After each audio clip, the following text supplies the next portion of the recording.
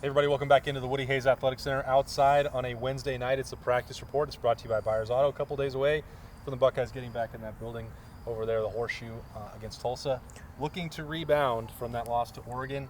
A lot of talk about hunger and resolve and much better practices and energy this week.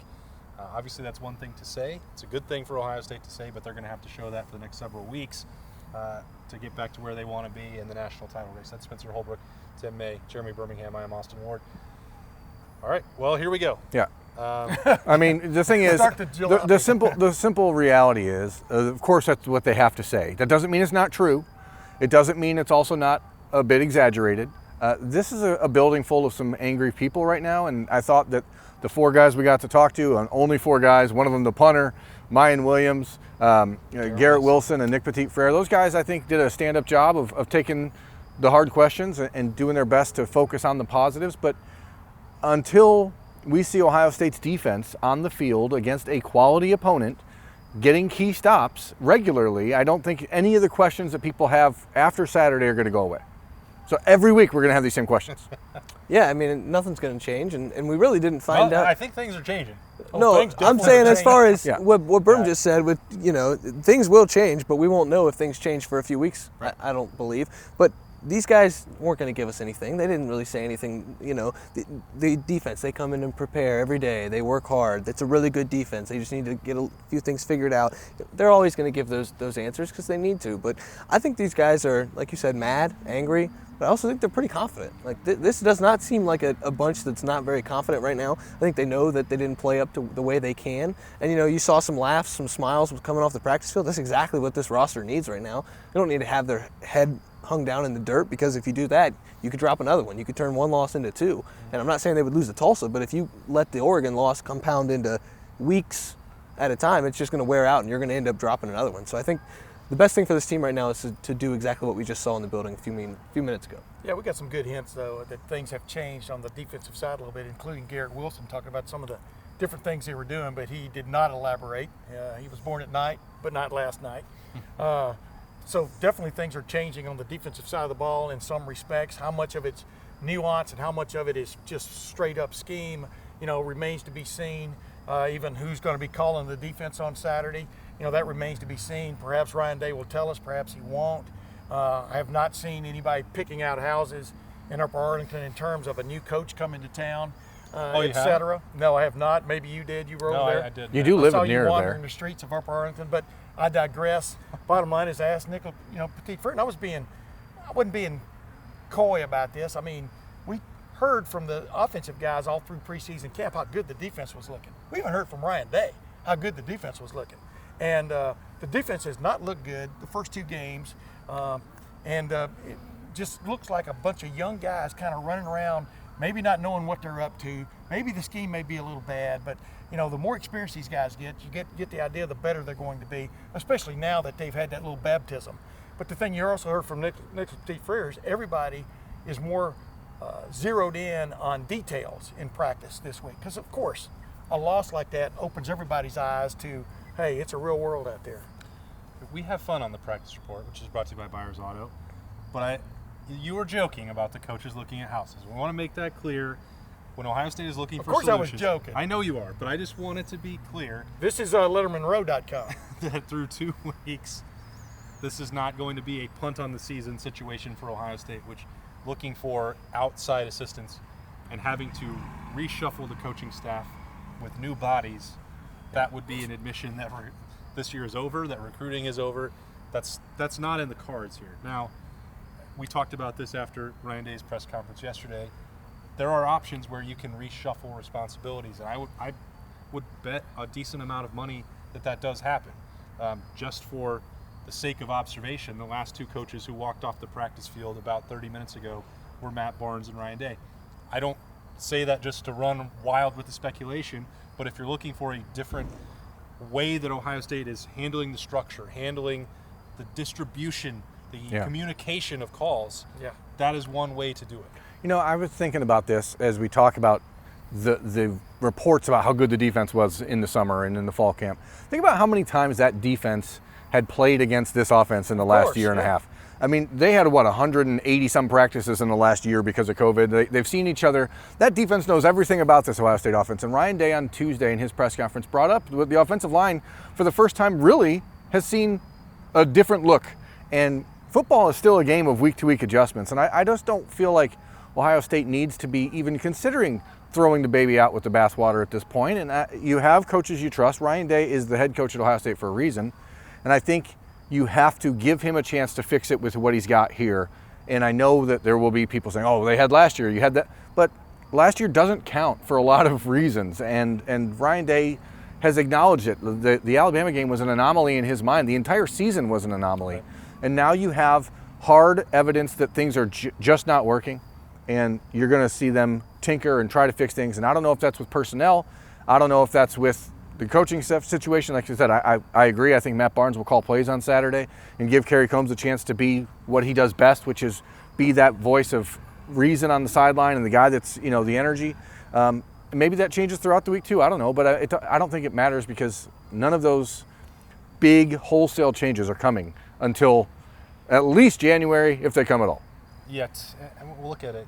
Probably. It's a 10-game sample, and I understand the frustration from the people inside the building, the fans outside the building. I understand all of that. It is still such a small window, and maybe the people that say a change has to come or will be right. Yeah. But now is not the time that happens, and we've seen simple adjustments in the past. Think about the last time an Ohio State unit really struggled, and they're like, well, let's change some of the responsibilities. Let's get more involved in play calling. Sometimes it is as simple as moving somebody upstairs and then beating Michigan the next week with an offensive play call or being in a different situation. Sometimes that's right. I mean, there is proof of that happening in the past. Sometimes that's all it takes. I don't. And sometimes it's putting a different player on the field. Look at the Ohio State defense.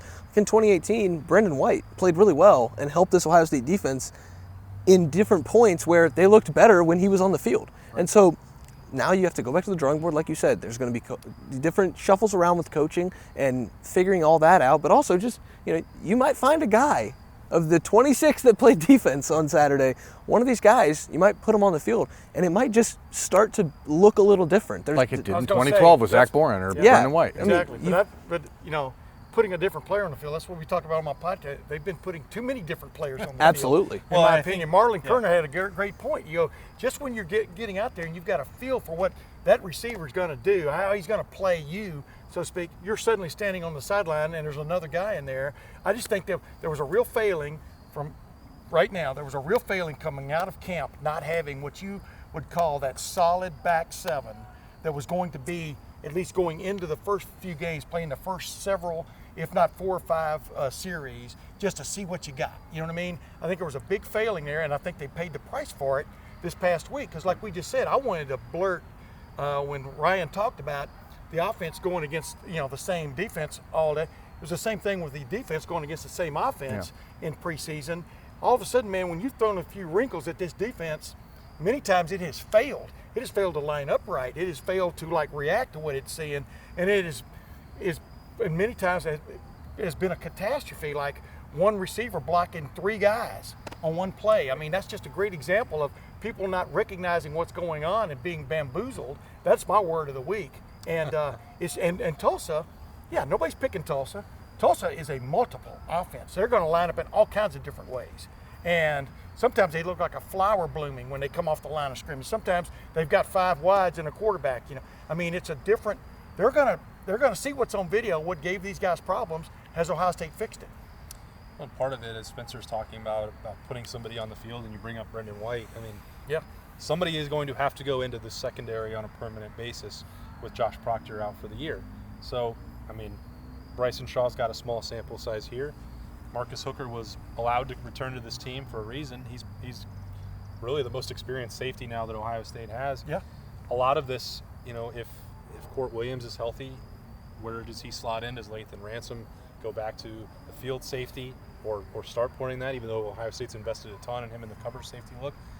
But some of these pieces are all waiting really on Sevyn Banks to become the player that Ohio State saw a year ago and expected him to be. That, frankly, has not happened on the practice field to this point. And he's basically trying to rebuild his career and re-earn a spot. That's the question of the season so far for most fans, I think, is where the heck is Sevyn Banks? And quite simply, the answer is he hasn't earned the right to play. And whatever that means to you, if that means he's in the doghouse, if it means that he's, how can he be worse than the guys they're putting out there? I don't know. It's not our job to know that. It's not our job to play him. So the reaction that we've seen is pretty clear, and that's that he's not been doing what it takes to be a part of the team on game day as far as playing. And kudos to Sevyn. Both times the last 2 weeks he's been out there, he's been ready to go, he's been he's been pulling guys aside on the huddle.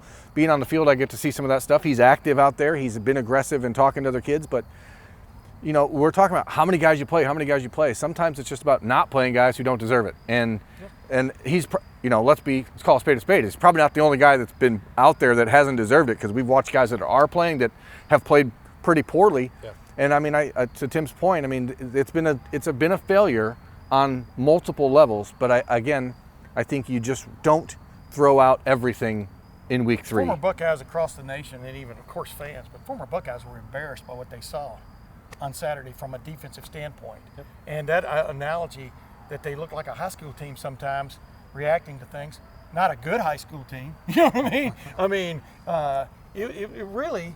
Well, if you saw that team on your high school schedule, you'd be pretty terrified. Well, you know what I'm talking about. We're talking about the video. You're exactly right. And by the way, Oregon no longer looks like a high school team. I just think they need energy. They need energy on this defense. Yeah, they need energy, but past that, if a guy goes in, there's all these things where they just screwed up or didn't react to plays. Forget about the energy part. It's like, it's just it's mind-numbing some of the mistakes you saw, and from this level of player and this level of coaching staff, it's mind-numbing. In the second game of the year, you saw some of those mental mistakes, and mental mistakes kill you. And that's what Nicholas Petit-Frere was talking about the little details, that even the offense has got to get done so they can score 56 a game and ensure that what happened Saturday doesn't happen again. When we talk to... that was a good line. What is the number that they have to score every week? Last year. What's the number, Spence, that Ohio State's offense has to score every week for this defense to be taken out of the equation? Probably 35.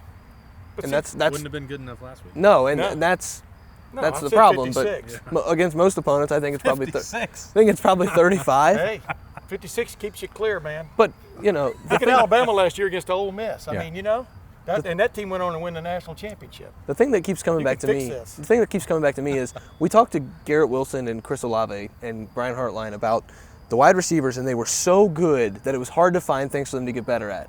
And so then you just focus on the little tiny missteps that they have in their routes, the little tiny things as far as arm movement when they come off the ball, all those little tiny things that they did to get better. And you see them get better at those. This defense had to make so many changes from being just bad last year against the pass. And you see the secondary start to get better against the pass, but it's like they had to do all the big things and they didn't have the chance to do all the little things. And you see that in the run game too. They did a bunch of big things in the offseason to help the defense. They didn't have the chance because they were fixing the big things to try the little things. And then when the crack and replace with the linebackers running into each other, those aren't big things. Those are little things that you have to do correctly. And they just didn't have the chance to do that. And I think that's part of the problem. If you see this defense start to focus on those little things, I think you'll see some market improvement. Yeah, I don't know if that's a little thing when you leave the whole left flank wide open. I don't know if it's a little thing, and I'm not knocking you. I know exactly what you're talking about. When you leave the middle of the field with the only guy standing there being the umpire, I mean, those are major gaffes, and they've, you don't mind going down as long as you're swinging, but when you go down without even swinging, that's the worst. That's why Ryan Day, we've never seen Ryan Day this way. And we've never seen him lose a regular season game, but the intensity that man showed just in a press conference the other day, that's a first for us, and it's going to be interesting. He may be the first head coach to call both the offensive and defensive plays. What do you think? I think that I think Ohio State. Some people don't get jokes. I think the Ohio State fan base is under this impression that because Urban Meyer was here, and Urban Meyer is such a fiery, psycho type competitor, and Ryan Day does come across.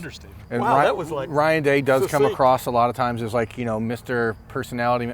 That guy hates losing. Dude. I'm sure Saturday is still eating at him, and it's going to eat at him until it gets fixed. And that's the entire point here. There's a lot of things that have to be fixed on this defense, and it's not all going to happen on Saturday. The Buckeyes are going to win on Saturday. They're going to score a lot of points. They're probably going to give up 24, 30 points again. and they're going to keep working to get better. But I think you're going to see young guys get a chance to play like Jack Sawyer and JT Tuimoloau. I think at this point, you just got to tell, John Cooper always said it. If they're going to bite, they're going to bite to the pup. Yeah. It's time to let these kids go out and see if they can bite or not, because the kids that have been playing have not been. The answer, I think, to your question, Berm, that you asked, like, this defense doesn't have to be the 2002 Silver Bullets. Yeah. No. Nobody gives up 7 points a game anymore. I don't think there will be another game this year that Ohio State scores less than 38 points. So what you're talking about, and really I was going to say 40, but I'm going to give maybe Michigan credit for being improved defensively and then the weather being bad. Like, even the really good teams that Ohio State's going to play will not be able to shut down this offense. Ohio State stopped itself against Oregon. I'm not trying to knock. They played very hard. I get all that. The red zone, the 3 plays that, the fourth downs. Yeah. Ohio State should have scored with 600 yards of offense, a minimum of 42 points. And I think that will happen every week. So what you're talking about from the defense should have been good enough to win, and that's not excusing the effort on Saturday. I'm not saying that at all. Yeah. But the amount that they have to improve is not as significant as you think, that they have to go be the #1 total defense in the country, because they don't have to be. Exactly. That's what I've been saying all along. Alabama was not last year, but Alabama got good enough to stop teams in critical situations, etc. And the funny thing about it is, we've talked about this week already. The defense, as bad as it was on Saturday, had a couple stops in the fourth quarter that could have brought things back, could have brought things right. And then the offense couldn't get it done. So, there's blame to go around, but the offense, if the offense has to be perfect, which is a 56, what I was throwing out there, because I just like teams that score points. That's a big, tall order, but 38 is not a tall order. 45 is definitely not a tall order. Not for this team. For what we've seen. And, and this idea that, C.J. Stroud didn't play his best game that he's going to play at Ohio State on Saturday. He still played a damn good game. This idea that, oh my goodness, I just you did this yesterday. Don't get worked up about it. I just get nauseated. I get nauseated though when people think that's a problem. I think the last thing that I'll say is, if you told me the exact script of what happened Saturday and said Ohio State and Oregon play again tomorrow, I would still have Ohio State scoring 42 to 52 points. Like, that's not going to change. And so, like you said, this defense doesn't have to get that much better. It needs to get a lot better if they're going to win a national championship. But to get back to the college football playoff and then roll the dice once you get there, this defense needs to hold teams to about 31, 35 points, because the offense, I heard a saying in the offseason, this team gets off the bus and scores 40. They should have scored 40 in Saturday's game. I think they're going to the rest of the season. They don't have to get that much better. But what's gnawing at Ryan Day right now, I'm telling you, he's told us, were the mistakes that this defense made. That it's laughable sometimes, and no head coach, especially at Ohio State, wants anything to be laughable about his football team. And I think that's what's bugging him. And I think it's a teaching thing as much as it was anything else. And I think you can actually live with some of those mistakes if they happen out of aggression. Exactly. But these are mistakes that are happening by defense that's not doing anything aggressive. This is just, I'm on my heels and you're running it straight at me. If you are being ultra aggressive and you get burnt for a big play, you can live with that. When your entire defensive mindset is bend, don't break, and then you're still getting broken, and not just getting broken over the course of a 99-yard drive, but 78-yard gash plays, that's a major problem, because you're not only losing the battle at the line of scrimmage, you're losing the battle 80 yards down the field. Exactly. And that you just can't do both. You got to pick one or the other. We're going to lose daylight out here. We could probably keep talking about this team for another several hours, but we're going to stop the practice report, brought to you by Byers Auto. Right now, a couple more days to go as Ohio State looks at all those options to get things corrected. Start building some momentum maybe on Saturday against Tulsa. We'll see. We're going to have full coverage of that, as always, at LettermenRow.com. That's Spencer Holbrook, Tim May, Jeremy Birmingham. I'm Austin Ward.